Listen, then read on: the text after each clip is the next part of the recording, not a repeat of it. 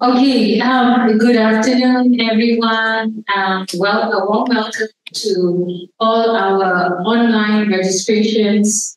As of a few minutes ago, we had over 60 people registered to join this hybrid briefing online from all around the world. And we are very fortunate and honored that this afternoon we have members of the media and also distinguished speakers who will give us an important overview of the situation of the Rohingya in Aceh.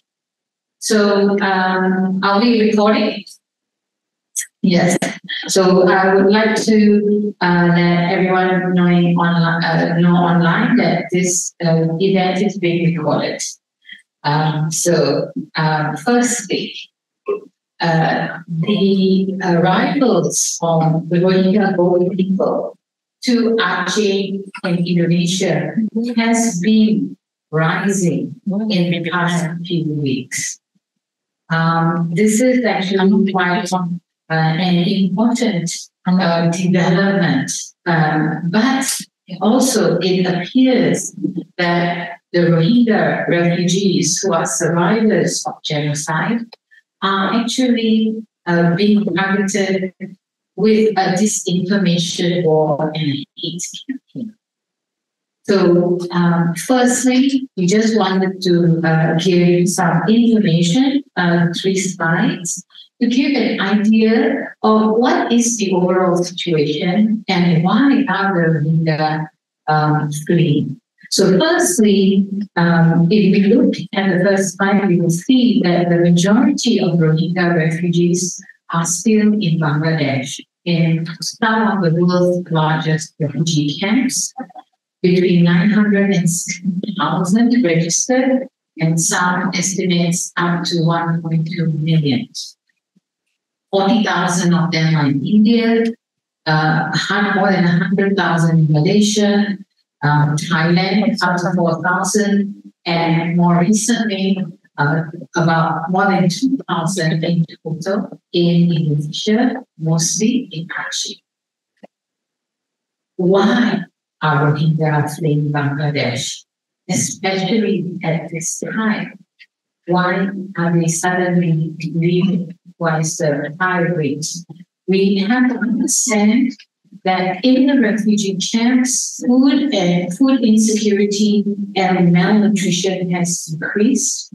The food vouchers have been cut from US $12 per person per month to $8 per person per month. But also, what is really making people afraid is the rise of crime. We have a very serious security problem in the camps in Bangladesh.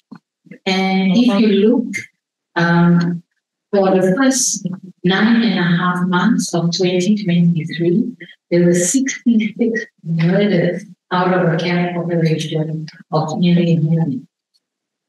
If it continues, it means that there is 1 out of 11,566 people who will be killed in the camp this year. To get a better idea, in Indonesia, the statistic that we got from 2021 is that there is 1 murder for every 295,000 people. What that means is that if you are a refugee in the camp in Bangladesh, you are 26 times more in danger of being murdered. So now we can see why many families are taking the risk to send their children on the boat to Indonesia because of this fear and this very terrible problem of violent crime, where armed gangs armed with guns are terrorizing the refugee population. Furthermore, the Rohingya community has a very high priority for education for their children. And we have seen that the Rohingya are not allowed to run schools. In the past year, the risk of being forced back to Arakan State in Myanmar has increased. And instead of being allowed to return to their homes and villages, the forced repatriation program means that people will be forced to stay in camps built by China. They will not be allowed to return to their original homes. And as you can see in the past few months, armed conflict is increasing in Myanmar, especially in Arakan State. And why are Rohingya fleeing Myanmar now? Well, murder, torture, and sexual violence against Rohingya still continues to be common. The illegal junta in Myanmar forces Rohingya to carry identity cards, which falsely categorize them as Bengali, that means they are treated as foreigners. During February 2021 to July this year, the regime arbitrarily arrested and detained nearly 4,000 Rohingya, many of them women and children, for traveling within the country without permission. So they are treated like illegal people in Arakan and Myanmar. What we saw in May was the natural disaster of Cyclone Mocha. Within 4 hours of the cyclone, within 24 hours of the cyclone, 400 Rohingya died because they were not allowed to evacuate from the internally displaced camps in Rakhine State. And even now, more than 50,000, 57,000 Rohingya are still lacking adequate shelter because of Cyclone Mocha. That's in May. It's already December. Malnutrition has worsened and people are starting to commit suicide. More than 140,000 Rohingya are still in internal detention camps, and in some camps, there's only one toilet for 1,300 people. And even now, the junta is still blocking humanitarian aid. So you can imagine the sheer desperation that is forcing the Rohingya to risk their lives to escape the situation from Bangladesh or Arakan State in Myanmar. So that should give us the sobering effect to understand why are people living. It is not because they have a choice. It is for sheer survival. And we are very as I said, honored to have amazing speakers to give their views on the situation, especially on how to handle this hate, the hate campaign that has targeted the Rohingya people. And but before we do that, we want to hear the voice of Rohingya. So Yasmin Ullah, a Rohingya refugee, who was in Indonesia in August and September, could not make it to this event because she is in Geneva at the Global Refugee Forum. She has sent us a good message. So I would like to play for all of you. Please go ahead.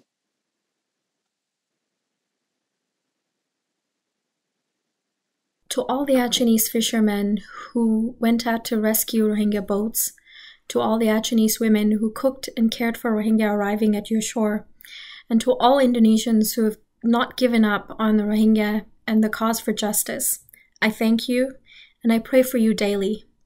I remain faithful and steadfast in my trust in the wisdom of Achenese who have treated Rohingya with kindness and care for us like we're your brothers and sisters.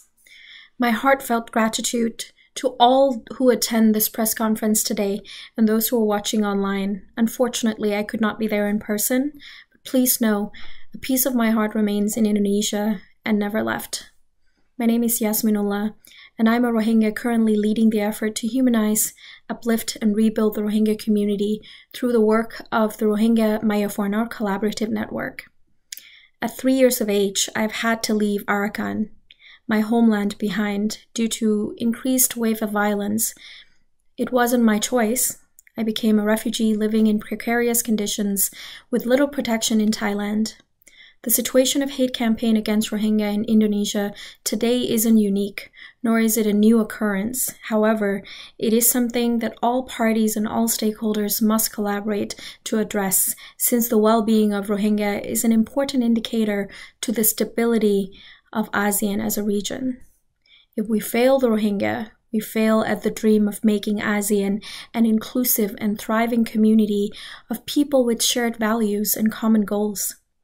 I am here today with you all in spirit, not only to address this issue of hate because it affects my community solely, but also to ensure that we prevent this kind of hate from festering. One vulnerable group being exploited concerns all of us. The Rohingya issues will be a litmus test to how other vulnerable groups could also be protected. It is extremely important to note that both Indonesia and Burma, Myanmar have had shared struggles, especially during the decolonization process. Rohingya were an important part of the struggles for independence in Burma, Myanmar, especially during the unification process. After gaining independence, Burma extended some help during the Indonesian struggles for independence from the Dutch colonization. During early 1949, when Indonesia was under attack by the Dutch force, India and Burma organized a conference in support of Indonesia and condemned the Dutch second military aggression. Burmese government, under the leadership of the Prime Minister UNU, supported the Indonesian struggles for independence from the Dutch by allowing the Indonesian Airways aircraft, the Dakota R1001, Siloa, to operate in Burma. This aircraft itself was a gift from Achenese people to President Sukarno. The two countries gained independence right around the same time and have since been in close bilateral relations. Be it Rohingya as the people of Burma, Achenese, or Indonesians, we are not a people so different or so removed from one another. We strive for a better future just the same. Except for today, Myanmar has plunged into endless violence and cycle of struggles for peace because of the impunity enjoyed by Myanmar junta and the power elites, many of whom have been enabled by governments and other actors in the region. However, the people of Myanmar Burma are laying down their lives to gain back their country, including the Rohingya, to rebuild, to reform, and to eradicate military junta's ideology from our consciousness. As we are trying to democratize and end impunity, there are some of us who have been heavily impacted, like the Rohingya. For communities like mine, undergoing a genocide is not simply something that happens and ends overnight. The process of annihilation by the Myanmar junta has been long and drawn out since 1942, despite the Rohingya being part and parcel of the democratization and unification of Burma. Our legacy and our existence have been erased. Being refugees and being burdensome to others in the region is not who we are, and never a life we wish for ourselves. No one chooses to become a refugee. No one chooses this difficult life of being unwanted everywhere. The fact that we needed to flee, the fact that Rohingya parents have to decide to put their children on a flimsy boat adrift in the turbulent Andaman Sea for 20 to 30 days on end, not knowing whether they will make it out alive, only then to be deemed unwanted, is not a life anyone deserves. What we wish is that Indonesians who know what struggles for democracy and independence look like could empathize with us. Rohingya fleeing from Bangladesh and Myanmar are not doing it to be a pest or to burden your society. It is done because we have nowhere else to go. We have nothing else left to lose. The babies and the toddlers that are increasing in numbers of the newly arrived Rohingya are one indication of the desperation in the community. The best way to solve this crisis is not to push Rohingya back at sea or question our existence as a people. Help us end the impunity in our country so that we can go back home. Help us go back to a stable, prosperous, and peaceful Myanmar. Please help us build our country back, brick by brick. While we wait for that to happen, we're more than willing to work for our food, earn what we need to raise our children, and be a contributing member of Indonesian and ASEAN societies. I and so many other Rohingya diaspora are here as a testament to what could become of Rohingya if we're given access and opportunities to better ourselves beyond all the deprivation we've experienced in the past 3 generations. Further marginalizing Rohingya does not help anyone. It only breaks the social cohesion and leave vulnerable groups even more vulnerable. If you would allow us, let us prove to you how capable we are. As a Rohingya-led organization, we are committed to do all that we can to uplift the community in Indonesia to become contributing members of the society. We will bring in all the resources and advocate for the appropriate help that Indonesian government need in order to support our community. Let us work together for the protection of everyone in our region and for the betterment of ASEAN. Thank you. Thank you, yes. And for members of the media who wish to set up site interviews with her, please let me know. I will link you to Yasmin in Geneva. She's in Geneva this week for the Global Refugee Forum. For friends who have just walked into the venue and for people who just joined us online, welcome to the briefing titled Countering Hate Narratives Against Rohingya, the Role of Indonesia and ASEAN. Thank you to the more than 60 people who registered to join us online, despite the short notice. This event was organized very quickly in response to the emergency that's happening in Aceh, not only the arrival of non-Rohingya people, but more concerning the hate speech pretended hate. I need another, sorry, this one's not here.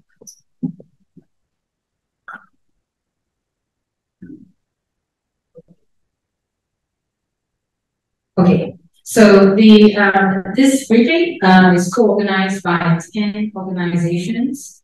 SUAKA, the Indonesian Civil Society Organization for Refugee Rights Protection, Progressive Voice, AJA, Indonesia Issue Justice and Rights, Initiatives for International Dialogue Philippines, Rohingya National Collaborative Network, which is led by Rohingya women, refugees, Contrast, Indonesia, Forum Asia, Aman Indonesia, ASEAN Parliamentarians for Human Rights, and ASEAN Burma. My name is Debbie. I'm the coordinator of ASEAN Burma, and I will be your moderator this afternoon. Amongst our distinguished speakers, we have the honor of introducing a representative of ASEAN Parliamentarians for Human Rights. ASEAN Parliamentarians for Human Rights is a multi-partisan network of members of parliament from ASEAN countries who have been focused on the issue of human rights in ASEAN and definitely more substantially on the situation in Burma, Myanmar. Pak Bobby Rizal, thank you so much for coming to join us. And I'm going to hand over the mic to Pak Bobby. He has, there's a PowerPoint up there, a presentation up there, and as Pak Bobby has been meeting with a lot of people from Burma, Myanmar, including Yasmin, a few weeks ago, a few months ago. So, and he's been following the situation. I'm going to hand over the mic to him. Thank you, Debbie, dan juga semua rekan-rekan sudah hadir dan dari organisasi media dan juga rekan-rekan dari media. Mungkin sedikit saya bahasa Indonesia sebelum delivering with my little English. Jadi saya langsung saja, karena tema kita hari ini adalah bagaimana kita bisa menyelesaikan problematik yang ada di beberapa lokasi yang menjadi tempat dari masyarakat Rohingya. So I'm gonna start with, maybe we should skip my my slides, maybe from 1, 2, and 3. At the moment, we jump to the slide number 4. At the moment, the issues now concerning the Rohingya refugees in Indonesia is going viral, not only in the conventional media, but also spreading in social media online. That there are some tendencies that our local residents not really accept the refugees that fled through the oceans, and in some of the news, they are blocking the way to the beach front. It's so sad, I know, to see what's going on over there. But I have to point and underline that based on our constitution, Indonesia is no doubt is anti-colonization in any form. And also, we are put the human rights as the most important things to be honored on these things.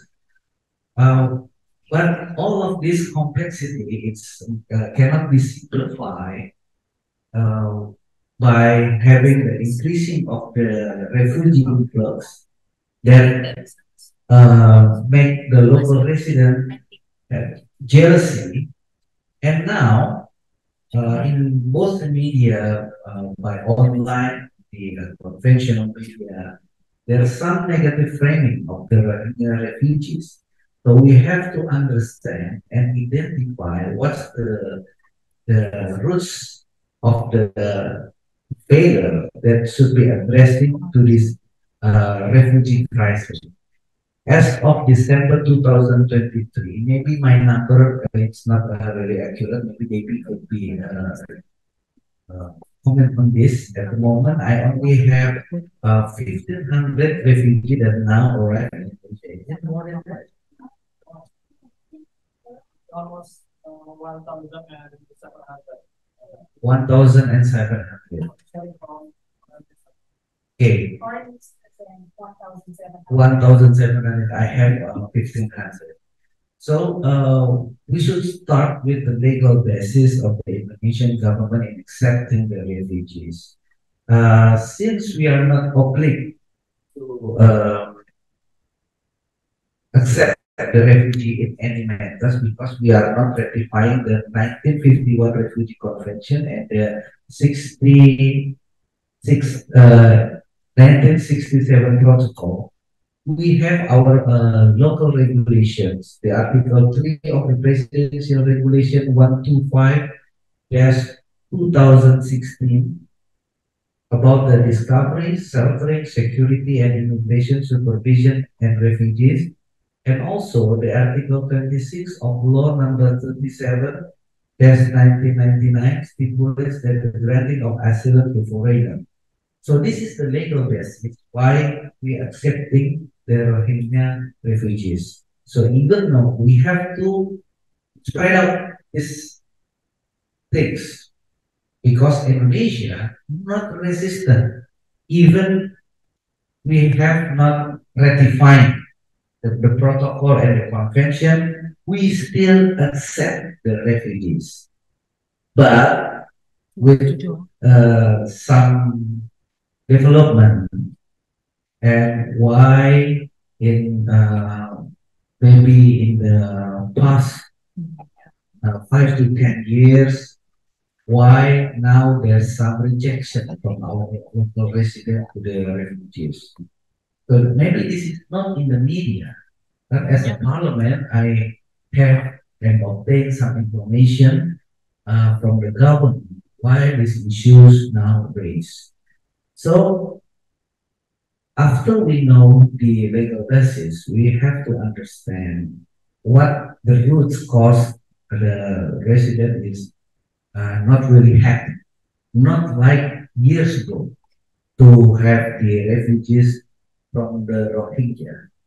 First, from the uh, perspective, we should divide into three different things. We have to understand the perspective from the government. We have to understand the perspective from the local residents or society. And we have to understand also the perspective from the local authorities. As you already been presented, we have no issue about the regulation gap. Even we don't ratify the convention and protocol, there's no legislation or regulation gap to accept the refugees. That's the principle. But the implementation, why now it's become the big issues. Behind the story of this, we have to ensure that all the infrastructure from the downstream and to the upstream is already in line, because we are, besides we are a developing country also, we should to be not appear. We are already human rights supporting. But this matter, we cannot see just from the human rights center. This is a multi-dimensional. Why I said a multi-dimensional? First, there's some suspicion from our government and the local authorities. What things the matters that make them suspicious? They will or they feel that the hospitality of the Indonesian nation is misused by some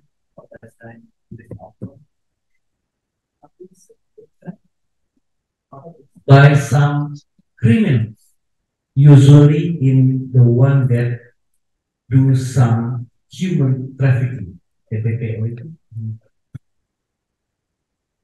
So if this one suspicion, what should we do? From the other side, we should encourage that whoever the refugees come to Indonesia, they have to able to present their really origin fled from the Rakhine state or from the unstabilized region, or they are from the refugee camp, seeking for more comfortness rather than to their survival of their life. So this is two different things. Under any regulation, under any legislation what we have in Indonesia, we should accept whoever refugees that fled from their origin country. We have to. We never resist. But if they are come up from the refugee camp, this is the one that create another problem. What's the problem? Now we are shift to the local authorities and society. There's some disappointment from the local authorities. Why? Like I said, we are not ratifying the protocol and convention. And some of the organ from the body from the UN, UNHCR, then the IOM, the International of Migration, have some project with the local authorities, let's say in Aceh, in some parts, to build a shelter, to build some assistance infrastructure. And the money is borrowed from the local authorities. But after the project is done, there is no assistance. So it means all the cost is spared to the local authorities. The cost will be demanded to be reimbursed from the national government. So this is the one that make the local authorities also have some resistance. This is my, I'm delivering the information that I obtained, but maybe it's not shared in the media. And because lack of the infrastructure and the system of some shelter makes some uncomfortness to the refugees, they may going out and make some things that not really make the local residents comfort. That's the initial things that become bigger, bigger, and bigger, and now become the systemic. This is the one that we should address to be resolved. So we have to put this not as in the human right centric only, like I said. It's some multi-dimensional that we should identify, we should try to analyze to how to resolve it, and then we should come up with a solution, whether the solution should come up from a national government or local authorities or from the society or from the refugee himself. Now, we are open from discussions, but I want to underline once again, Dewi, Indonesia is very with warm-hearted, wholehearted, will not resist and will accept any of the refugee that they have to survive their life. That's the underlying, even though we are not ratifying, we have the legislation, we have the regulation, we have the infrastructure. But there's another thing. We don't want this hospitality to be misused by some we consider as a party that is not really responsible for what should they do. So we don't want to be framing that we are not want to be framed as we are not human rights supportive. No, no. But we also have some stance. We have some position stance that we should make sure and clear that the refugees that fled from the Rohingya is really the one, the parties, the family that really need to survive their life directly from their current situation. Not the one that's seeking confidence, not the one that not should be eligible to be labeled as the refugees. Because if we are knowing that people coming to Indonesia that they pay from the other country, are they really eligible as the refugees that should be there within the Indonesian hospitality?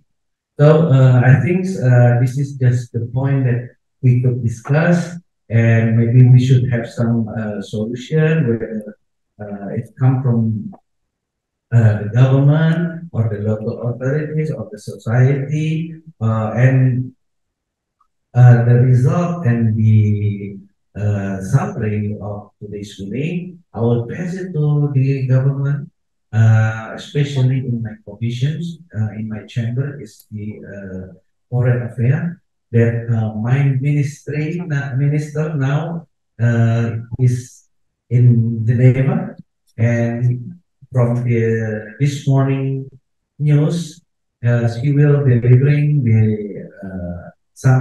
the cases of the refugees in Aceh. And I hope with the discussion and with some point that we could conclude and formalizing the solutions, all of this, the stakeholder could be reunite, regrouping, consolidate, and maybe we be able to accept all the refugees that need to be survived within our nation.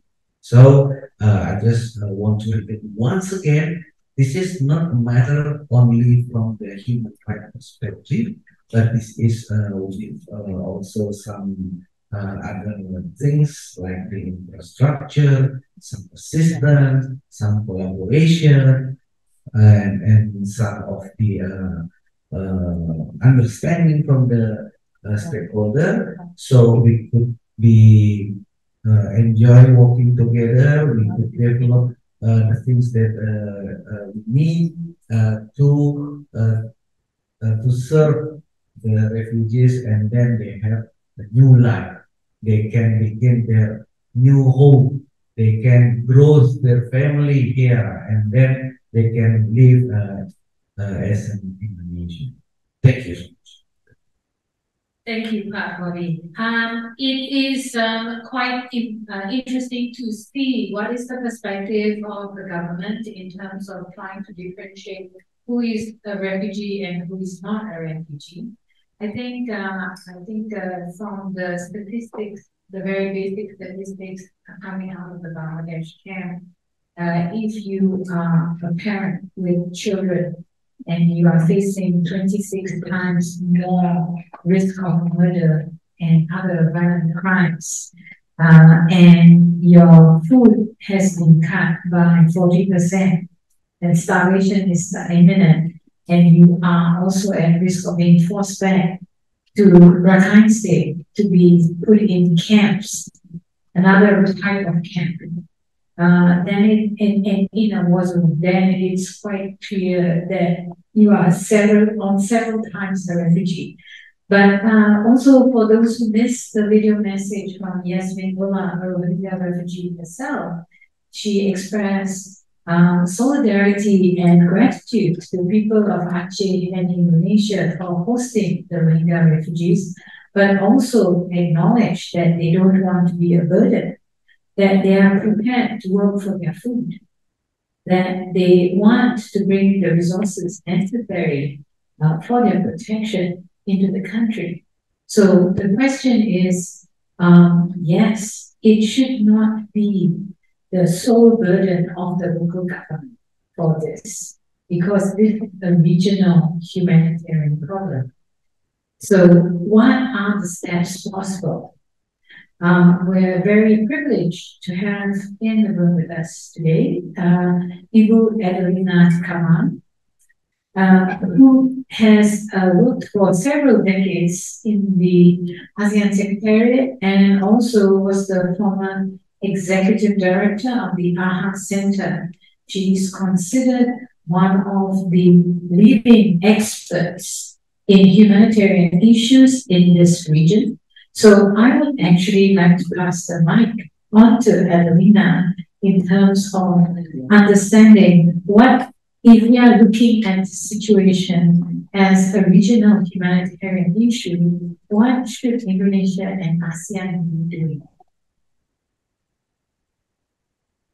Thank you very much, Lady. I thought that I would be speaking after the others because I came a bit late. But first of all, thank you very much for having me and for me, the co-organizers of the event, to share my thoughts about what Indonesia and ASEAN could do, and also what our civil society can do collectively, of course. There are 3 points that I would like to share with you, and I will be right to the point here, right to the chest. First of all, good cause. If Indonesia wants to stop the flow of Rohingya refugees once and for all, then the only durable and lasting solution is to end the Myanmar military dictatorship and to support the pro-democracy movement in their quest for an inclusive society, including the Rohingya. If we want to only sugarcoat the problem by having convenient approaches, then forget it. Then you will keep having the Rohingya not only to Indonesia, but also to other countries in the region. And the non-stop flows of the Rohingya refugees in other countries of the region is actually a reflection on what is happening inside Myanmar. And the consequence is not only the Rohingya refugees, but also other things that we may not feel and experience directly. So the only lasting and best solution is to work on the core issue, to work on the root cause of the problem. And we know what the root cause of the problem. That is the Myanmar military dictatorship. And to end their violence against the Rohingya. Now, I'd like to echo what Yasmin said in her video, and I hope that the others who were not able to join earlier would use the opportunity to look at the video later. Any Rohingya refugees that I have talked to want to go back to their ancestral homeland. There is Rakhine or the Arakan in the past. They're longing to go back to their homeland. And I have to say, because I think the hate speeches that have been floating around have mentioned that these are uncivilized population. Okay. I just returned from London and I saw an evidence in the British Museum, which is quite sad, that actually show their civilization back in the 16th, 17th, and 18th century. Their presence in Arakan dated back to not only hundreds, but thousands of years. So they want to go back.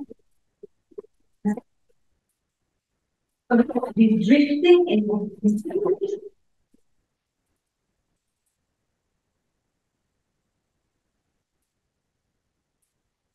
to go back when it is safe to do so. And to create that safe space is to ensure that we remove the cancer. And that cancer, we all know, is the Myanmar military.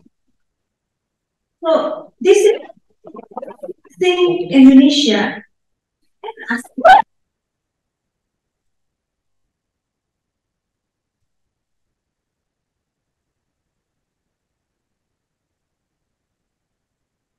Rohingya refugees that rethink our strategy, including the 5-point consensus have to be reframed. And one thing for sure is that Myanmar military will never be part of the solution because they don't want the Rohingya to go back to their homeland, and they refuse the integration which actually happened thousands of years ago, where they actually live peacefully with others in Arakan. I will elaborate later on today what can and what should be done in terms of reframing the ASEAN 5-point consensus. But we all know that ASEAN 5-point consensus doesn't address the issue of Rohingya. No. And even out of the 5-point consensus, out of the 5 points, the most important issue is not progressing anywhere. There is cessation of violence. We focus too much on sugarcoating. That is humanitarian assistance and dialogue. Okay, so that is number one, root cause. Now, number two, today's webinar is about how to counter the hate narratives, and we should do so urgently. Because what is happening right now is a humanitarian irony. The local communities, the fishermen, and the local humanitarians want to help the Rohingya communities, and they have been doing so more than a decade. Why is this phenomenon only happening now? Right? So it's quite an irony. I call it humanitarian irony because they want to help, but they are prevented from doing so. Now, and there is more irony than that because you have the presidential regulation. Even Malaysia doesn't have a presidential regulation. Indonesia is much more advanced than any other countries who don't sign the convention. Now, so we need to counter the hate narratives urgently. And if there is anything that we can do in the next few days and weeks and months, that should be it. That is to counter the hate narratives urgently. I think this is where there is a need to investigate who actually initiated this, the source of the hate campaigns, who initiated the rumors or the disinformation. If it is initiated by the academic professionals and law experts, then other law experts from Indonesia need to counter that actively. If it is initiated by the ulama, then a group of ulama will have to counter that. Because I don't believe that, that we should let babies die. How would we actually, there is no explanation for that, right? Even by Islamic values. If it is the youth that started that, then a group of youth and students will have to counter that. It is our responsibility to do that. Then the government should also do that. And I'm glad that there's a parliament member here, because we are looking forward to your support to pressure our government as our representative and to fill the vacuum. What we need is a national leadership, and we are in the midst of a campaign right now. The president has said that the Rohingya people have to be safe immediately and provided with temporary humanitarian assistance, and that these smugglers will have to be investigated. Then do that. Investigate the smugglers, but do not victimize the Rohingya people, and also do not victimize those who want to provide humanitarian assistance to the Rohingya people. It's a failure of the government and every one of us for not being able to provide protection to the local humanitarians, to the fishermen, and anyone who wants to actually extend our help to the Rohingya people. So that is my number 2, irony. Number 3, on the issue of trafficking and smuggling. Obviously, that has to happen because that concerns our national security, but it cannot be used as an excuse. Just do it, but also address the humanitarian issues and also anticipate the consequences for undermining the the goodwill of the Acehnese. Because the Acehnese have said that it is not them. It is not them. This is not Acehnese values.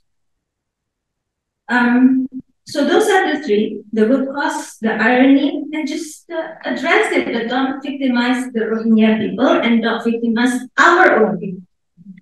I will stop at that, David.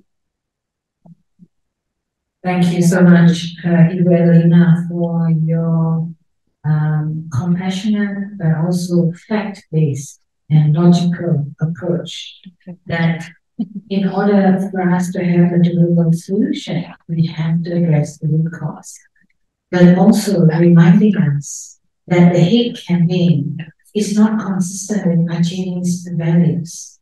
In fact, more than 10 years ago, it was the fisherfolk of Aceh who inspired us in the region because they defied the Indonesian Navy and went out to sea and pulled back the Rohingya boats. They extended such compassion even though they themselves were not rich. And that is what has been very moving and also very concerning, that the hate campaign is not just demonizing the Rohingya boat people, but the hate campaign is also vilifying the Acehese people and the people working so hard on the ground to support and protect the refugees. On that point, we are very happy and pleased that we have a representative from SWACA, which is the Indonesian civil society organization working for refugee rights protection. And SWACA, along with a number of other civil society organizations, are on the ground in Aceh at this time. I would like to welcome Jayanti Arni Kusumadewi to give us some insights on what is happening on the ground. As Ibu Evelina was talking, she was talking about also the fact that people on the ground who are Indonesian and Acehese are also being subjected to harms, not only because they are supporting or helping the refugees. So I'm handing over to you, Annie. Okay, thank you, to Alina and also Debbie, to start to open this brief forum. However, in the discussion, let me represent the CSOs to focus on the hate narrative in social media and what we can possibly do today to counter what happened, together with the journalists in Indonesia and also regionally or internationally. So for the background, until today, the last data that we received is in 10 December 2023. There are 9 boats disembarked in different areas of Aceh with around 1,500 refugees.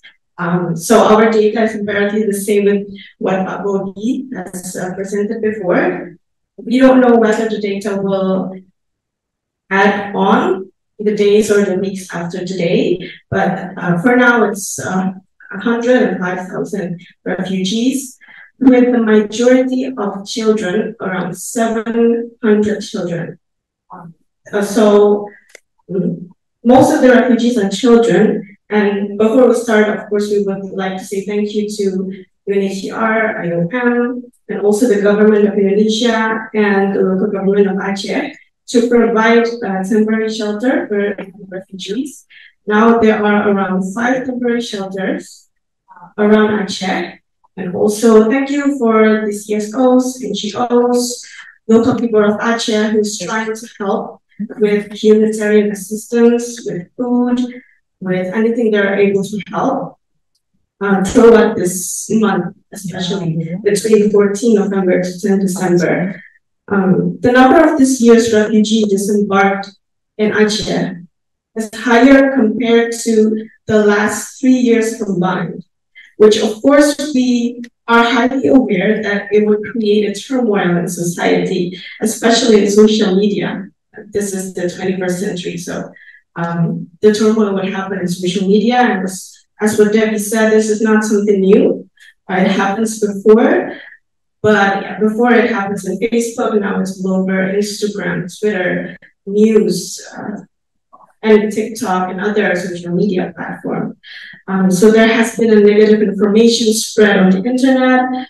Many organizations have been a target of this hate speech, not just UNHCR, but also other local CSOs. Ourselves, Suaka, we have received also hate speeches on our social media platform, not to mention the amount of hoax, the amount of fake accounts created, I would say, by responsible parties. So there's been a blurry lines between what is right and what is wrong in the internet.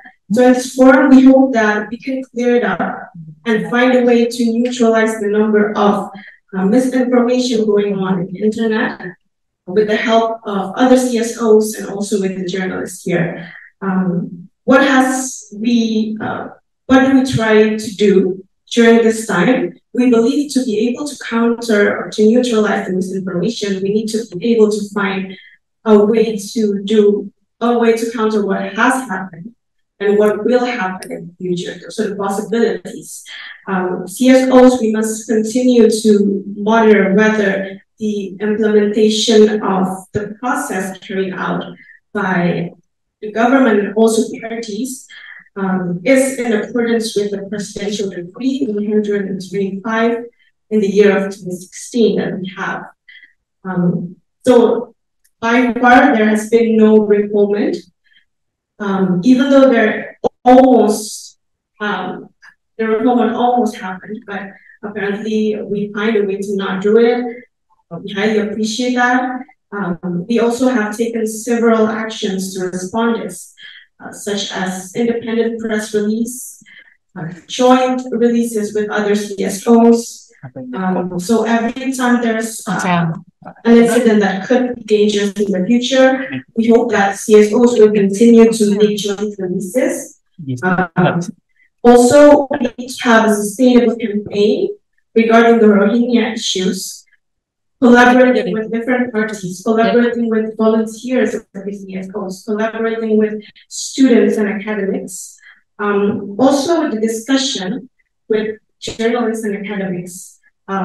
As what Adelina said, we believe that academics should open a discussion in the future to discuss about the Rohingya refugees based on the educational background, and also journalists can voice the news, the positive news more to neutralize the situation nowadays. However, we do realize that there has been a minimal understanding about Rohingya and refugees in Indonesia before this month, especially. Also, from the information that we get from our fellow journalist friend, that there have been difficulties for journalists to find sources to verify whether the data provided on the internet is right or not. So I would say that if there are joint media briefings created by the CSOs around Aceh or around Jakarta, please do go there and ask about the data provided by them. Hopefully that is the right data so that the journalists can have a way to verify it. And it's also, as a CSO, we need to make sure that we are available for journalists to ask a fact check about the information given before writing the news. And I believe that we all know the impact if we write a wrong information on the internet.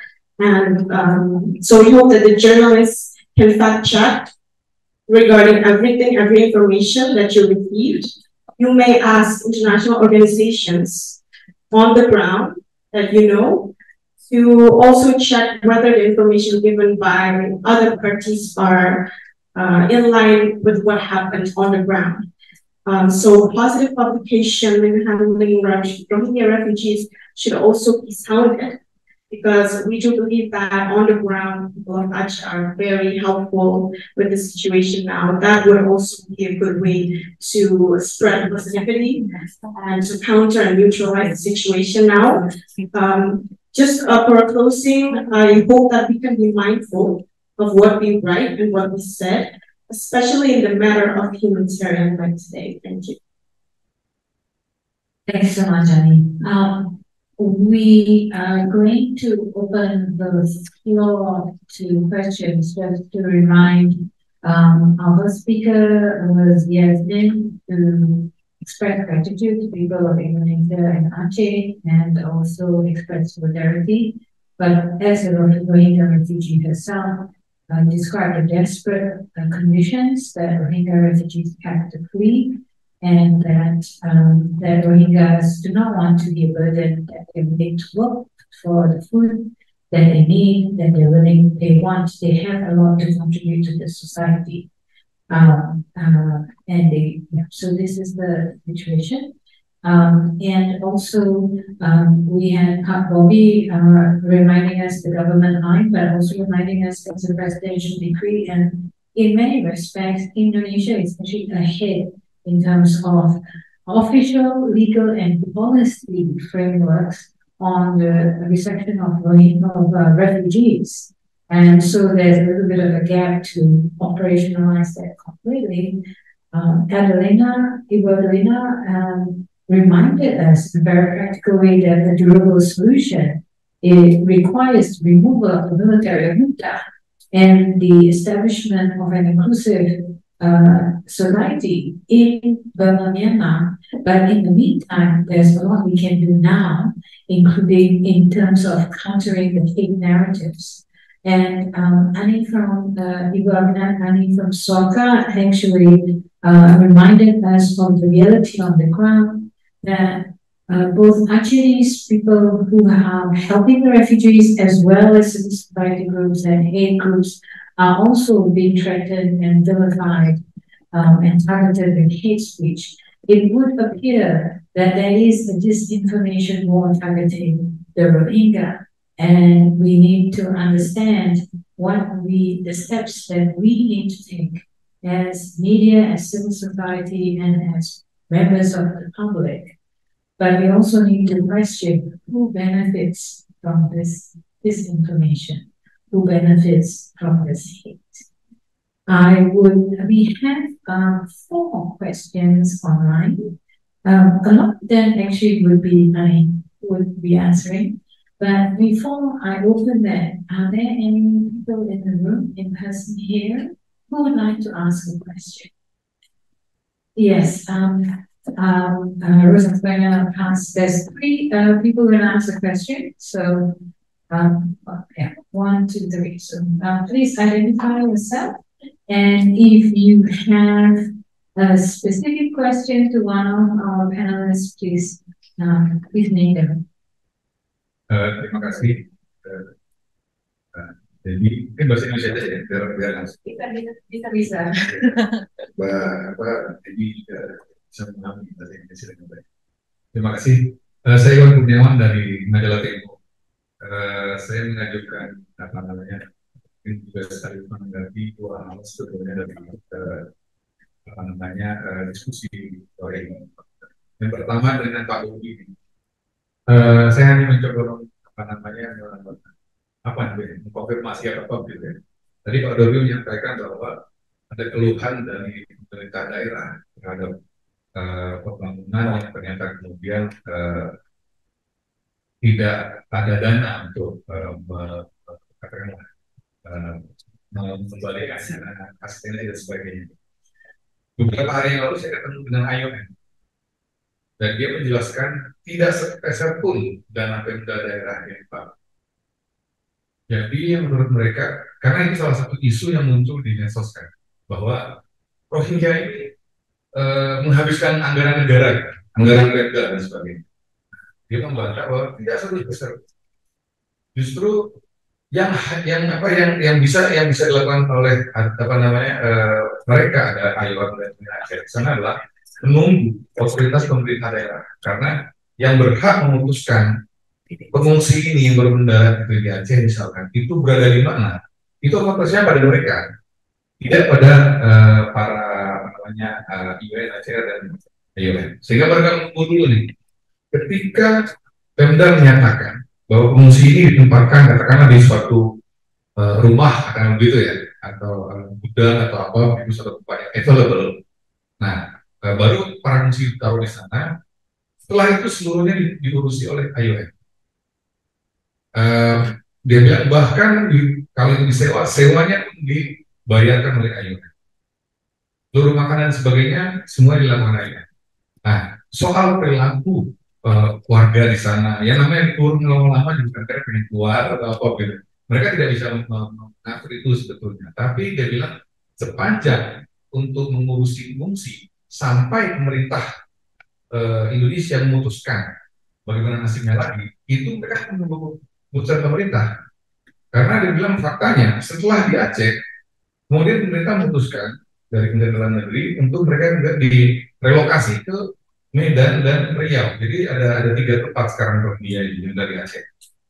Nah, ketika dilakukan ya mereka menyiapkan itu, menyiapkan pemindahan dan sebagainya.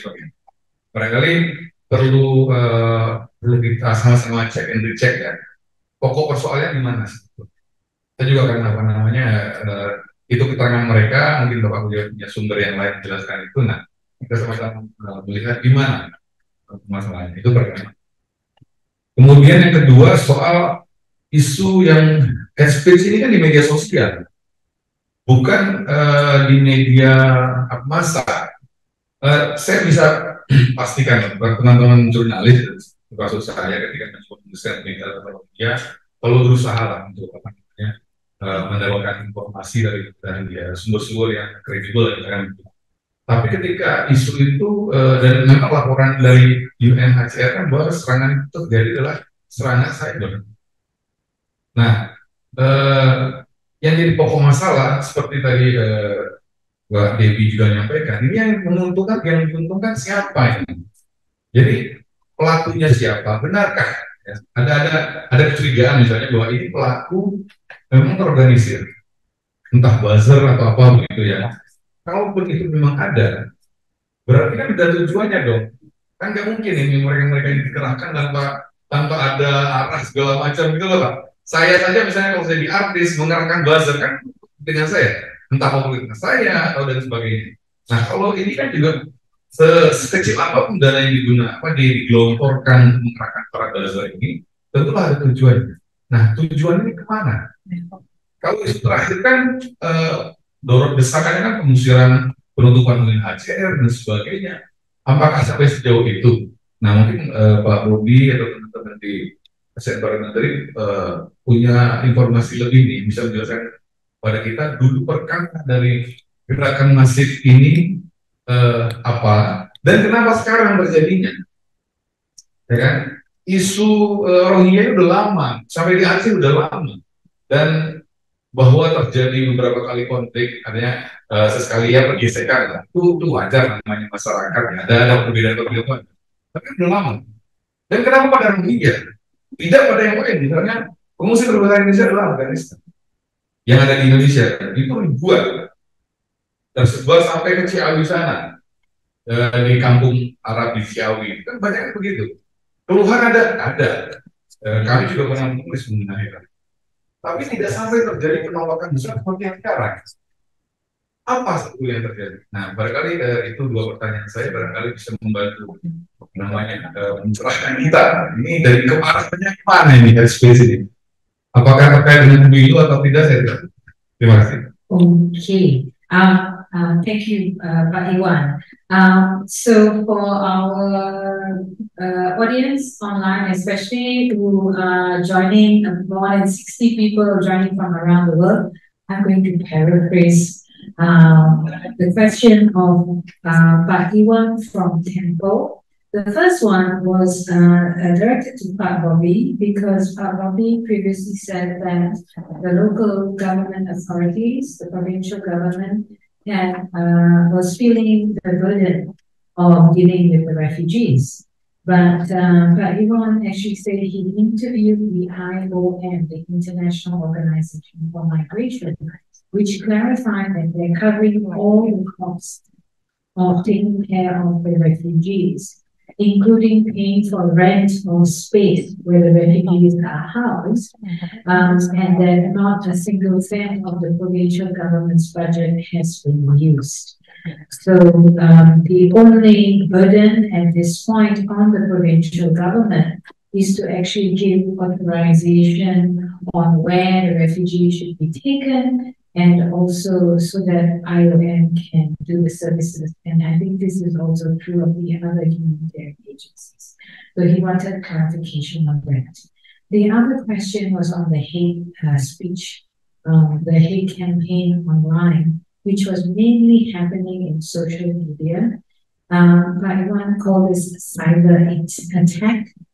And this is not work being done by the mainstream media, but actually on social media, who are the cyber warriors attacking? Who benefits from this hate campaign? What is the actual intention of this hate campaign? And why now, when Rohingya have been in the country for so long in Indonesia, especially Aceh, and why the Rohingya, not the other refugee communities who are also seeking shelter in Indonesia? So those are the questions. I think it's a long question, so we have 3 more people in the queue and quite a few other questions online. Usually when we have these events, nobody wants to ask a question, but we're going to be very busy responding to the high level of interest. Before I hand over the mic to Pak I wanted to acknowledge the presence of Ibu Eva Sundari from the ASEAN Parliamentarians for Human Rights. Ibu Eva has also been following the situation in Burma for quite some time. Very long. Very long. Actually, we knew each other more than 20 years, so during that time. So I'm going to hand over to Pak Welcome, everyone. Thank you, Ivan. Maybe I'll answer with English. No, so I'd like to begin. This is a very good question, Ivan. I think your question will be concluded as the summary of our meeting today, and I think this is the one that we should pass to the government. Yes, we should to identify the root cause of these things. And your question, I think the detail of the identification, I think, will be the answer of this question. And I just want to say that we need to understand and obtain the fact also from the stakeholder, in this case is from the local authorities, which one is the correct one. If the IOM and the UNHCR is really giving all the funds to assist all of the cost burden by having accepting the refugees, I don't think we don't have any serious issue serving and treat the refugee and then make them to grow their life in Indonesia. I'm not saying this is too good to be true, no. But I also like to understand whether the IMO and UNHCR really have the fund to assist. So if the things is have the real good fund, I don't think there's no reason not to treating and accepting all of the refugees coming to Aceh and all other parts of Indonesia. So I think we should propose what Bu Adelina also mentioned in her session, that investigation should be conducted here to obtain the information, the fact that can be the solution of these matters immediately. And having the stakeholder of the law enforcement taking care of this. Jadi dengan kata lain Pak, setuju dengan pertanyaan tersebut sehingga kita akan usulkan dalam forum ini mungkin bisa disampaikan Bu Eva bahwa pemerintah harus menginvestigasi bagaimana komitmen-komitmen dari para stakeholder yang nantinya bisa dikolaborasikan untuk menjadi suatu solusi implementasi dari artikel-artikel dan juga produk hukum yang dibuat di Indonesia dalam hal menteri refugee dari negara-negara di luar Indonesia. And the second one about the hate speech in the social media, I just note something here. One of the issue is there's a hidden intention from the refugee to occupy some land and obtaining illegally from the resident. And the other thing is the issue that went viral is they are not appreciating nasi bungkus gitu kan, kurang katanya, kurang banyak. The issues that went viral is the disobedience with the local norms, tidak menghormati adat lokal, dan juga isu bahwa there should be separated between men and women, sehingga banyak narasi-narasi bahwa pengungsi ini berzina di tanah suci. Nah, hal-hal yang sudah kadung menjadi disinformation, I think since our cyber law required that the victim reported to the authority, but in these things, the victims is not eligible to report to the law enforcement. Maybe with the assistance with our society, the NGO, maybe this could be the case that the law enforcement could be tracing back who's the one that been fortunate by this event. But just in the roughly speaking, maybe 10 years ago, there's no monetization of the social media. Maybe this is only just creating a trend that could be monetized with some buzzers or some online media. But this is maybe, I don't want to talk about the speculation here. Maybe all of these things should be wrapping up with the investigation with the authorities. Whether it's the local authorities or the national law enforcement. But the investigation is a must. Maybe the topics or the cluster of the investigation may vary, but the investigation should be conducted, and based on that fact, maybe we could formalize the solution.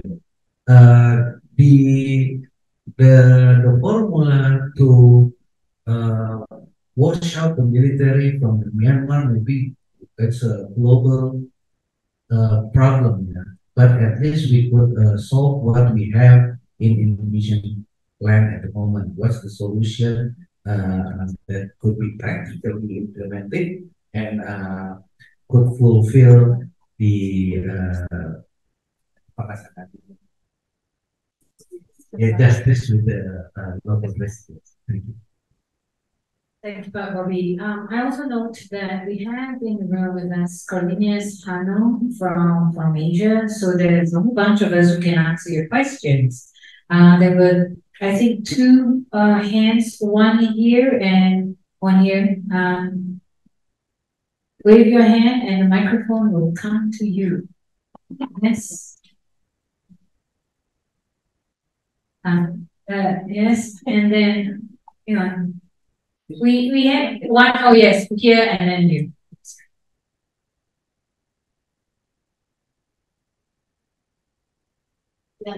From Al Jazeera English. I just would like to ask for clarification from Pak Lodi. Maybe it's quite similar The question that I'm going to raise is similar with our colleague from Tempo. It's about you mentioned about the money that is borrowed from the local authority. My question will be the money borrowed by who and who should reimburse it? I think I just want to answer that that's the speculation that could be answered if we did the investigation. One said that already provided with the money to grant or assist the refugee, but the other party says that there is no money that they are giving. We are have to take all the cost burden by us. Since as a parliament, I cannot be speculate. I think it's better the proposition to investigate this current situation about the fund assistance would be appropriate at this time. So the we could see in which one is having the truth, like Pak Iwan from Tempo said the UNHCR and the IMO already prepared with all of the fund, but we should know how the fund will be withdrawn. You withdraw with give the deposit, so any refugees come out that the government can use it, or the government should accept and burn all the costs and then take it back. At this time, we also didn't know the procedures at the moment. So from this party's information, if we could process some investigation, I think would be have a clearly situation what happened for the fund assistance for the refugee. For me, it's more sensible with the local authorities. If you are ready with the fund and guarantees with the assistance, why we are not taking and accepting all of the refugees? Just the common sense, like if you put the money on the table in the government and we could use it directly when and timely when the refugees come, there will be no issues, right? That's the common sense for me, the common sense. But if the money, oh, I'm ready, but the refugees coming down first. And what's the time lapse between accepting that, having some cost, and then taking the money from they have some SOP. I'm really sure because they are the multinational organization. So all of this thing is, I'm not label this as a shady, not a shady, but we just have to know in proper way because both sides claiming to be have the information that sounds logical to me, but we have to know the truth. Yeah, yeah. I think you will have the same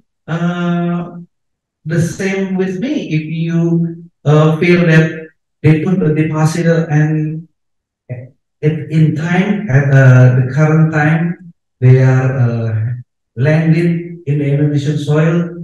No need to write any reports to read, but I think no there's no complaint at all, and I think this will be clarified through the investigation. So what we will propose that there should be an investigation. So what the international organization statement should be justified or things like that that need to be improved and the things that all the matters is focusing to assist to the refugee that coming to the Indonesia. So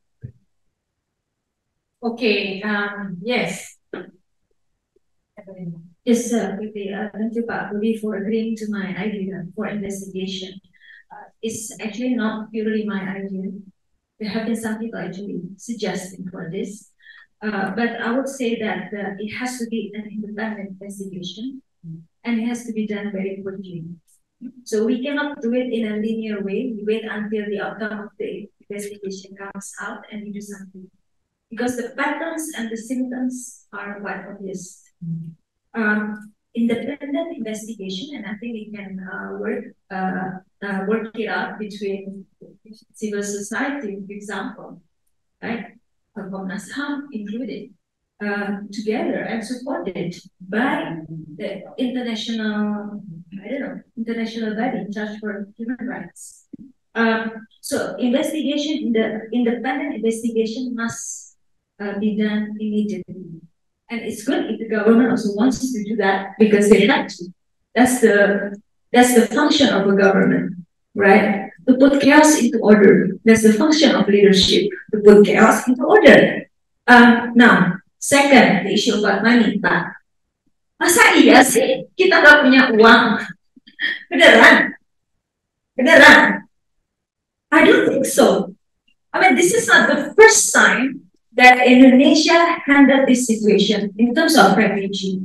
And Indonesia, and I can say this, has been able to manage disaster victims. These are, however, our own Indonesian people. So now we are differentiating the kind of people that we are helping. And what happened in a disaster situation are hundreds of thousands of people needing tents and check-up, sanitation, and all that. These are all happening in a chaotic situation. After their 70-day journey in open sea, can you expect them to actually do everything in order? And that's actually the job of humanitarian responders. That is to provide all of these facilities, right? But anyway, they want to do that, but they are prevented from doing so. So the issue is not money. Are you sure that Indonesian government doesn't have the money? Well, we have been providing millions to Vanuatu after the disaster. We cannot actually provide the money. And will they get? For what? 1,000, right? 700 of them are babies. Indonesia cannot do that. Now, perhaps you can also ask the question to Debbie, because this happened in Malaysia, right?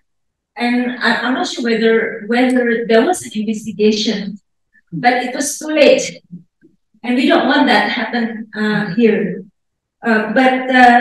Yeah, so funding, whatever issue put up in, as part of the hate narrative, there is a solution to that.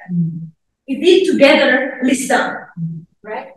Funding lah, apalah, inilah, itulah. There is a solution, and it's a technical solution.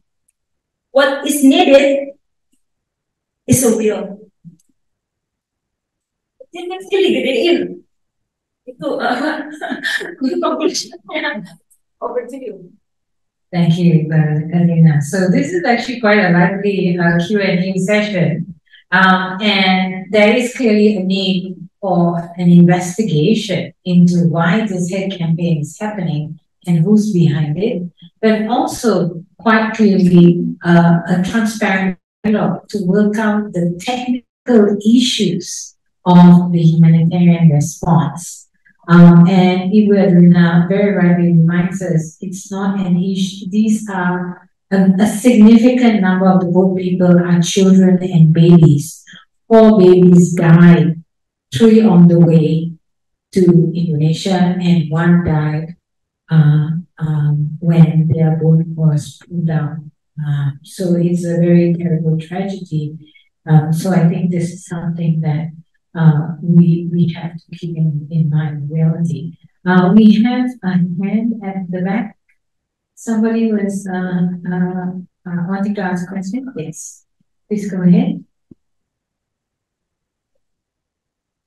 To be honest, I don't have a question, but I want to share our solidarity and our working of the Myanmar issue. Is it okay? Yeah. Yeah.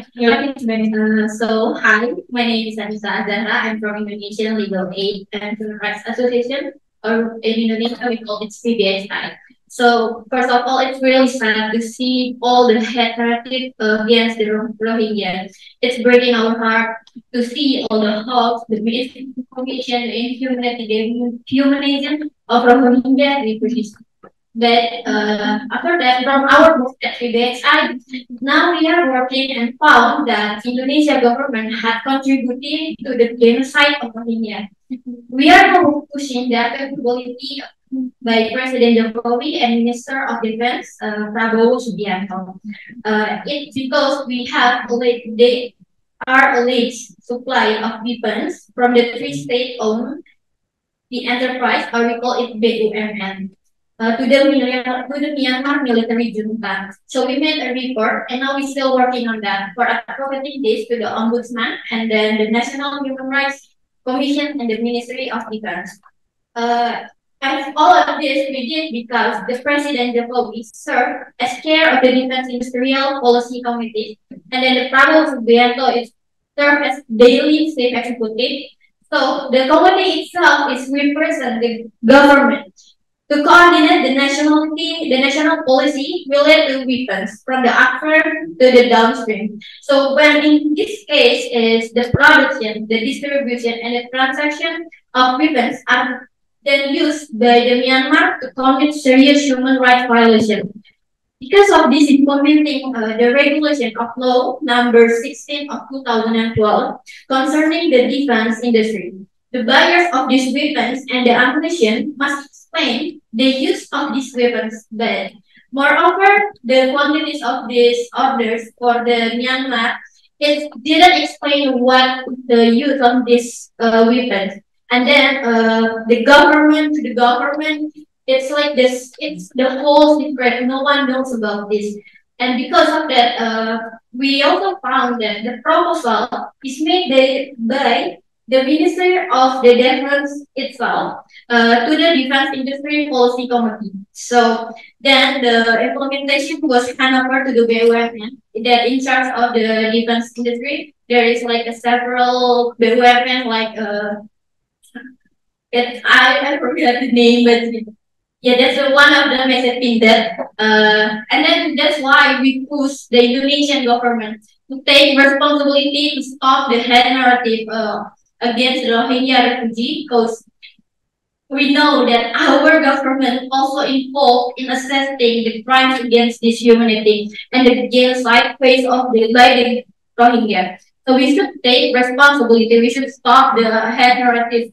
Our people need to know that we are not clear.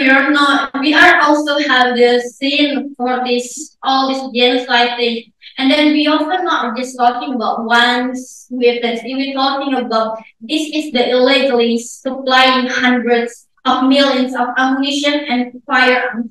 And then we also found that one thing, the narrative that spread is from our monitoring. We see these digital tests are the same with the currently pattern with the shifting digital tests that happens in Indonesia.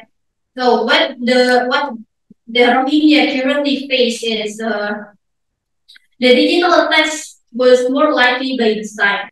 So it can see the target of who experience digital issue is the people and the group that being targeted, because there is like a shifted from the digital text pattern in Indonesia. Lately, this digital text was by the issue. So when this issue was spread largely, people that working on that issue, people that identified from that groups, they will most likely get attacked. And that's why we really push the government to have the responsibility for taking the responsibility for this, and for the people of Indonesia to stop this hate narrative, because we also have responsibility for this genocide of the Rohingya. Thank you. Thank you from our friend from PBHI for reminding us that in the end we are fundamentally interconnected. That while we also deal with the impact, Indonesia may have also been contributing to the root cause, but also for reminding us that the hate campaign is a deliberate, not a spontaneous campaign. It is a deliberate one, which also reinforces the calls for an independent investigation. Do we have any other hands in the back? Yeah, Bobby, and then. Yes, thank you for the statement, but I just want to mention the data that you just spelled out here, because I personally already asking the Minister of Defense in the about these issues. Yes, 2016, the PT Pindad is exported the sport aim for the Army's rifle meet or the shooting competition of the in Myanmar, AARM in 2016.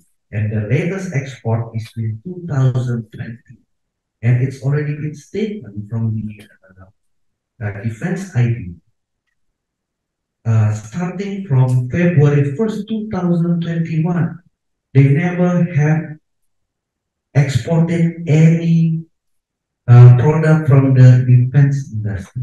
So you have to be more careful because as a nation, we already in line with the UN resolution number 75-287 that restricted the arms supply to Myanmar. So formally, Indonesia is not engaging on that accusation. So as as a parliament, I would need to be clarified on the data because it's a serious issue. It's a serious accusation that already been answered by formally by the government and also already been checked by the state-owned enterprise itself. The CEO already gave the press release on October 5th, 2023. First I heard this from Ibu Mercy Barretts. She called me and yelling at me, "Bobby, why you never know that this one things by birth?" Because we had just had some presentation about the smuggling of the arms and armament and ammo, and it's produced by our state-owned enterprise. No less than 2 weeks, I asked him with the stakeholder, and it's already been checked, and it's already been stated formally that the accusation is not happening. Thank you. Yes, we're right. I just want to respond why we should bring in and appointed the governments, central governments, yeah, but the state must come down and do this. And I've been thinking, why not the local community, local university to give hands, yeah, to the situations, including organizing research on what is going on actually, because Jakarta is far, yeah, from Aceh. That's the first one. I really want the local university, local governments, not to wait for Jakarta people to come and say this, but we show that the most generous country in the world, namely Indonesia. Indonesia used to be is being called as the most generous. That shows us, but I have a problem right now. In the situations of the preparation for elections, we have Palestinian situations, yeah, and we have Rohingya here. But look at the attitude of the Indonesians. For the Palestinians, they are so militant, yeah, and depending and even raising money, but for Rohingya is difficult. And this is really question for Indonesians actually. Why? Or maybe because the Arabic is more important than the ASEAN. Like the way we treat the cost of PRT there, obviously, itu cuma Nabi, gitu ya. Jadi pusing juga ini ya kita sekarang ini. I have been calling up the friends and I think please do something. Maybe see with aksi Palestine rather than aksi in front before our eyes. So that's my questions. And second, I've been trying to connect Yayasan Sukma, belong to Pak Surya Paloh, ya. They have Yayasan there, and they are trying to reach out local governments because they willing to provide sekolah for the refugees, but they found difficulties and also get negative response from the local government. Even though we have something that we can give it to the Rohingyas, the local government is really wrong. But really, the resources is there.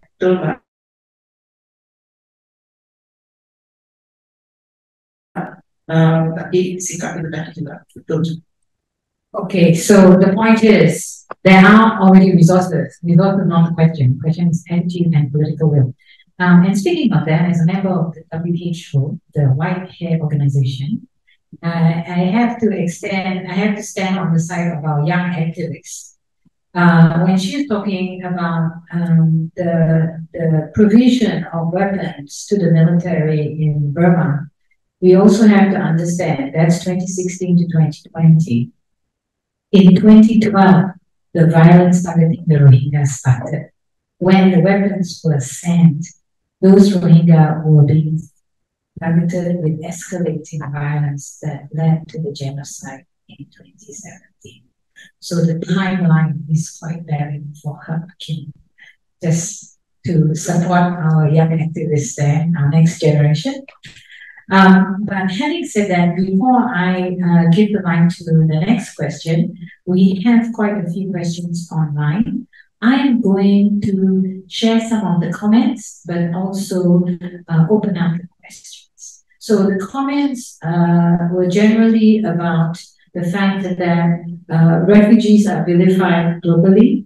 They are very often the easiest, the softest target for hate campaigns. And you could already see the gap in the law, in Indonesian law, that the victim of the hate speech is supposed to make the complaint. But if you are on a boat, if you are in a camp with barely any communication ability, how can you feel entitled to make a complaint? So this is something that we need to address. Merhom, I believe it's a human rights Rohingya organization based in Malaysia, also reminds us that we didn't come here to steal jobs to take over the country. We are just here for temporary protection until we find a durable solution.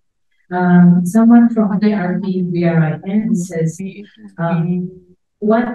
how to counter negative narratives on social media regarding the Rohingya refugee issue. I think Ibu Ani also talked about some of the steps. So we will again go back to the YouTube and review what she said. And then here are the questions. 1, is the hate speech meaning from Acehnese or others in Indonesia? 2, is the hate speech due to the usual reaction to refugees after the initial honeymoon period, or are there specific reasons? Now, this also matches with what Pak Iwan asked, why Rohingya and why now? 3, what should the UN do that they are not doing? And 4, I heard that Aceh's fishermen are now blocking Rohingya boats. Is that true?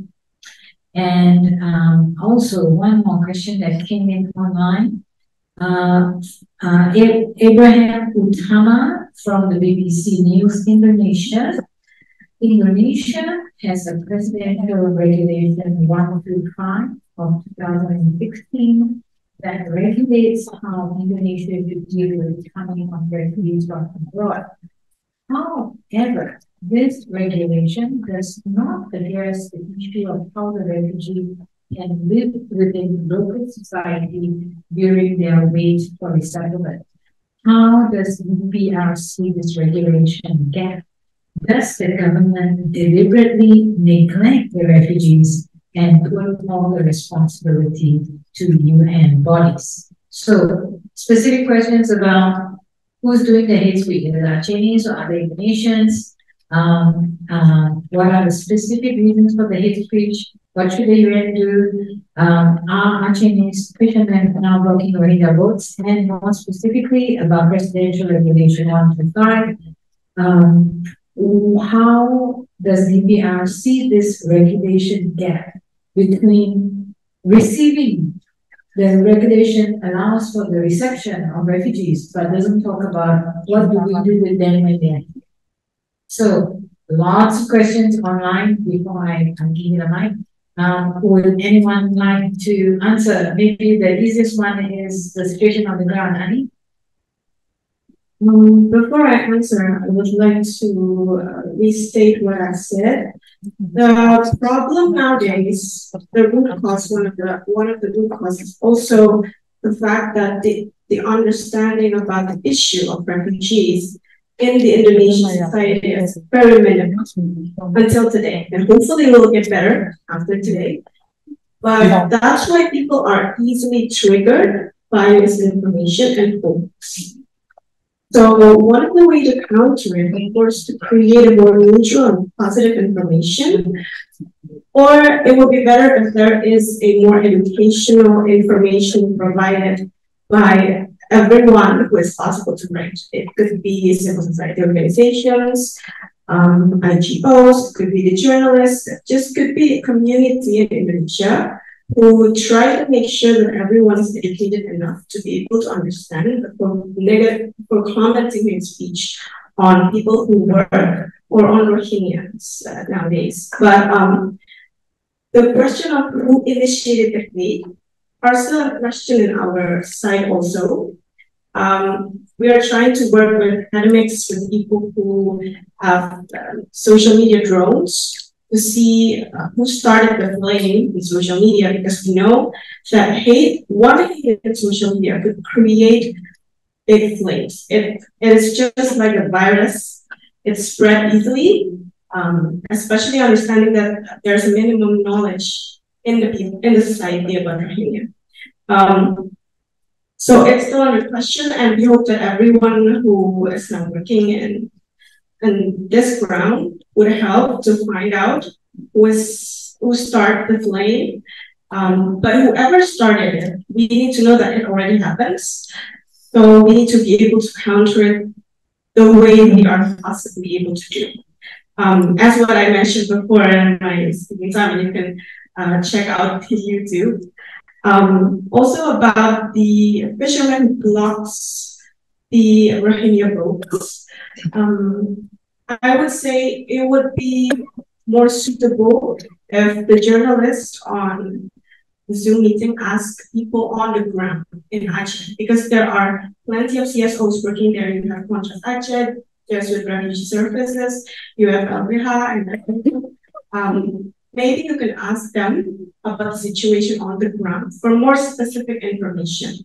But there has been one thing that we need to know, that all over the years, fishermen from Aceh has been very helpful for Rohingya refugees. They have been helping the boats, they have been helping the people, because they're under the Universal Declaration of Laws. So we hope that no one could blame the fishermen before seeing or before asking the information on people on the ground. Yes, on the ground. And I guess that's just all that I will answer for now. But if there's other questions after this, I hope that I can answer those. Thank you. Thank you, Aaron. We have a very specific question on presidential regulation 125 again. I just want to answer that. I think all the regulation and we also have the law that already accommodate the international standard, accept the refugee or any person that seek for an asylum. But the implementation, it's also have some challenge because the one that coming with a boat to Indonesian soil maybe not registered to UNHCR or IMO, the one that should be registered to be eligible as the refugee or the asylum seeker. So if there's no registration for those persons, the authorities will treat as a illegal immigrant. That's a totally a different thing because Indonesia already adopt the non-refoulement principle, also the non-penalization. Even though that we are not adopting the protocol, we all acknowledge the non-penalization. It means that we will see anybody that eligible for as a refugee or as a asylum seek for the asylum. We are adopting 100% of them. But the challenge is the one that coming to Indonesian soil that should be have the registration first and acknowledged by UNHCR has no paper or no data. So if there's no paper and no data, the treating as an illegal immigrant. It's two different things. For the one that already been eligible for the asylum and the asylum seeker and the refugee, we already fully conducting the principle of non-refoulement and non-penalization. But the one that don't have any other document or any other papers that been registered that should be already been in advance as a UNHCR task of the IMO, it's a totally different thing.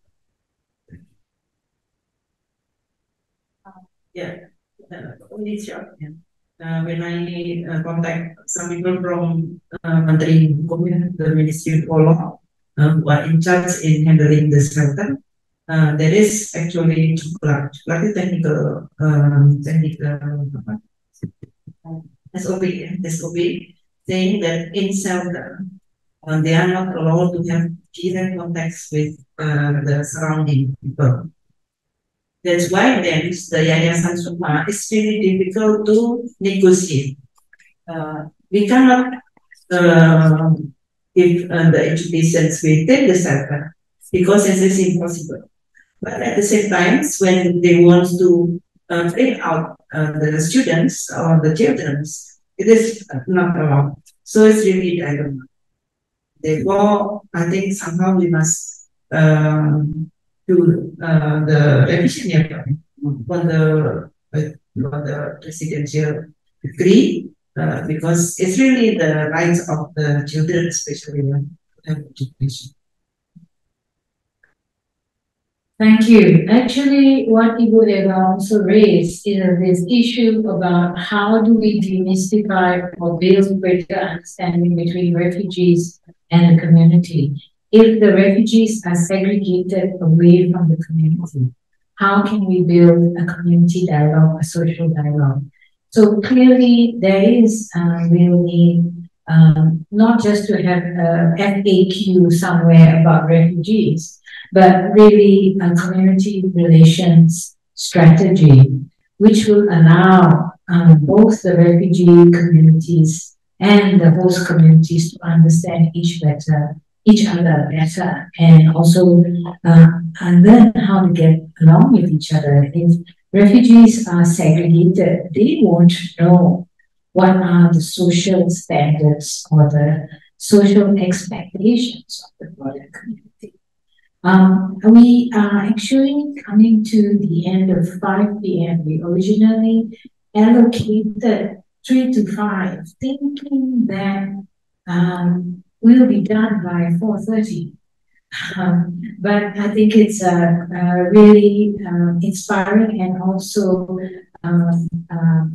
heartwarming to see the level of interest and the level of very specific interest in the contributions. We have one more question. The gentleman in green shirt.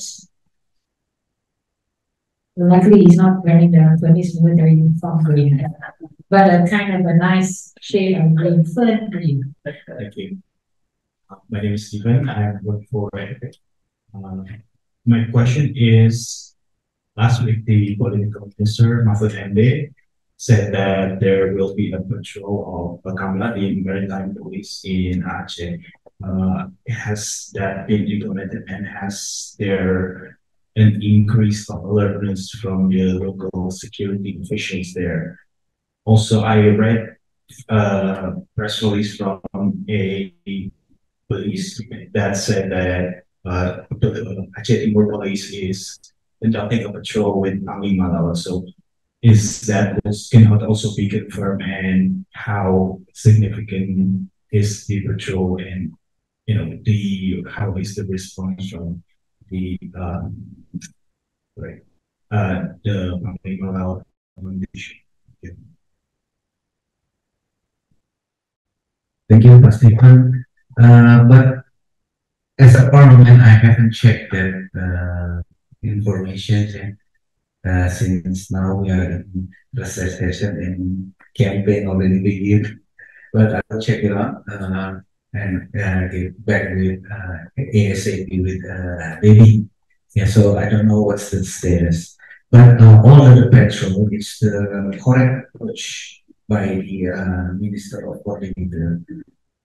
Why? Because we have to differentiate between the refugee, the asylum seeker, and the illegal immigrant. That's a totally different treatment.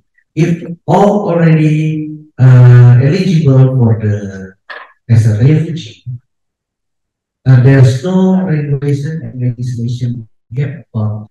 We have the roadmap, we have the phase, we have the timeline to improve the status, or at least they have the protection in Indonesian soil. But it's totally different things if it's an illegal immigrant. That's why we need a collaboration, like Pak Iwan said at the beginning. The UNHCR and the IMO should maybe if investigation is too harsh, maybe we have to say the fact-finding line.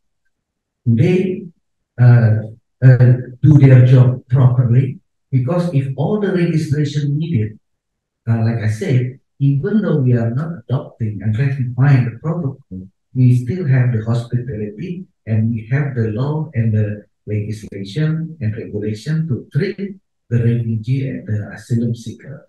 But this cannot be mixed by the illegal immigrant.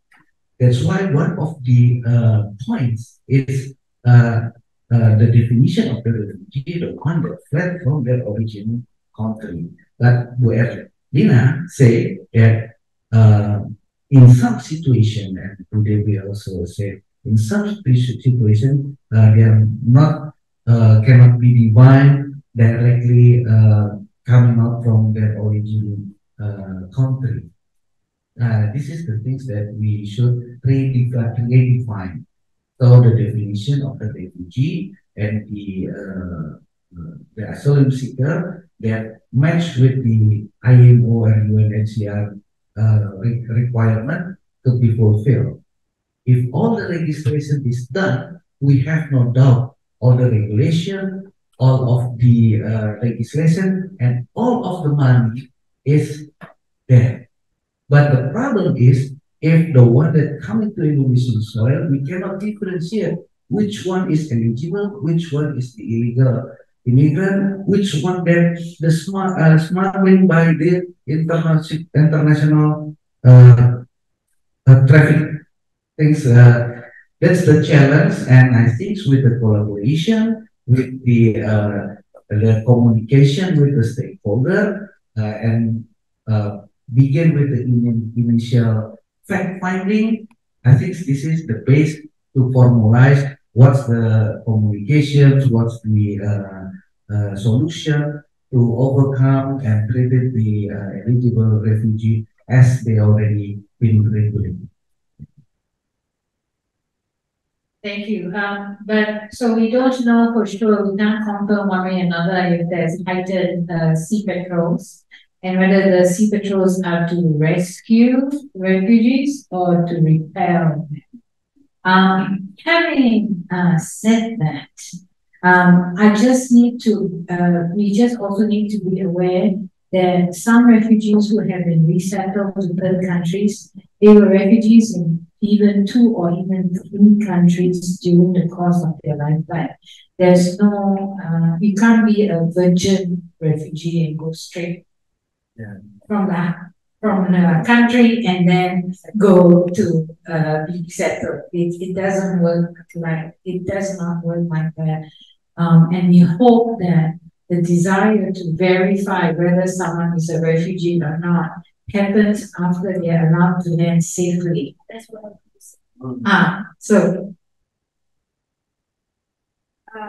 well, can we do the differentiation after they land first? So we rescue them first, right? And besides, there are babies there. Are they illegal immigrants? Come on. You know, it doesn't make sense. So based on the humanitarian grounds and the principle of non-refoulement, then we have to actually save them first because they are in our territories. And after that, based on the regulations, both national regulation and international principles and international laws, then we identify them. And that's why UNHCR and IOM are there, and we are inviting them, by the way. We are inviting them to be in our country some years ago. It's not that they want to come here. We are inviting them. Now we want to expel them, that is a nonsense, really. So, yes, but we need to go through that differentiation, but do that after they are safe first. How can they even tell you who they are if they are still thirsty or yearning for food? On that point, if there are there, and this is the final call. This is the final call. We are boarding the exit. We're going to finish this session. Any hands? Okay. Thank you, everyone, for coming here online and in person to join this event. We very much appreciate your presence and also your engagement, detailed, thoughtful questions, and detailed, thoughtful